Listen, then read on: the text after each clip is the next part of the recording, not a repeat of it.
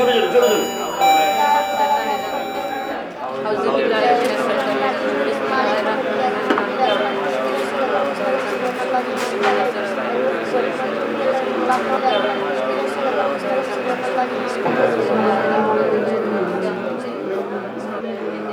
বাবা, বাবা এসব কি? বাবা তো আর বাঁচবে না আপা। চুপ বাবা, এই বাবা, এসব কি হচ্ছে? নিতু মা এসেছি। তুমি এদিকে এসো আমার সাথে।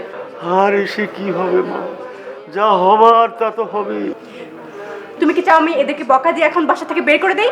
হওয়ার সময় শেষ, আমি স্বপ্ন দেখে ফেলেছি। প্রীতি, এদেরকে যেতে বলতো।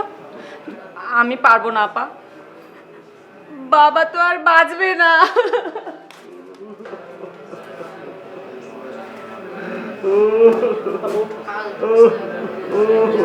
উঠো তুমি, চলো চলো। এসব কি করছো বাবা? স্বপ্ন দেখেছি রে মা। দুপুরবেলা খেয়ে দিয়ে বিছানায় একটু শুয়েছি, চোখটা লেগে হঠাৎ দেখি তোর মা পাশে আমার বিছানায় এসে বসল। হ্যাঁ, আমার হাত ধরে বলল, অনেক দিন তো আমাকে ছেড়ে থাকলে, এবার চলো আমার সাথে। তারপর আমি তোর মায়ের সাথে হাঁটতে শুরু করলাম। তোর মা হাঁটছে, আমিও হাঁটছি। হঠাৎ তোর মা দাঁড়িয়ে পড়লো, আমিও দাঁড়িয়ে পড়লাম। তোর মা বলল, তুমি কেমন বাবা? আমাদের মেয়ে নিতু এত বড় হয়েছে, তুমি ওর বিয়ে শাদী দিচ্ছ না কেন? তারপর কি হয়েছে বাবা? আমি বললাম, তোমার মেয়ে তো বিয়ে করতে রাজি হয় না। এই নিয়ে ৭০ বার তুমি একই স্বপ্ন দেখেছো, তো আজ এত আয়োজন কেন? আজকে স্বপ্নটা মা আর একটু বড়। আগে তো এই পর্যন্তই দেখতাম, আজ তোর মা আলটিমেটাম দিয়ে গেছে। তাই? কি বলেছে মা? 3 দিন। এই 3 দিনের মধ্যে যদি তুই বিয়ে করতে রাজি না হোস, তাহলে আমাকে সাথে করে নিয়ে যাবে।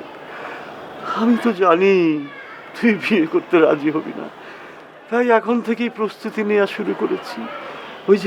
এই যে ছোটনকে পাঠিয়েছি কাফনের কাপড় কিনতে, আর সেই সাথে বলেছি একটা সুন্দর দেখে চমৎকার কফিন বক্স যেন দেখে আসে।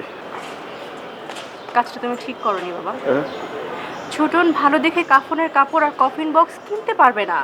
আমি কালকে সকালে গিয়ে কাফনের কাপড় কিনবো আর ভালো দেখে কফিন বক্সের একটা অর্ডার দিয়ে আসবো। ঠিক আছে বাবা?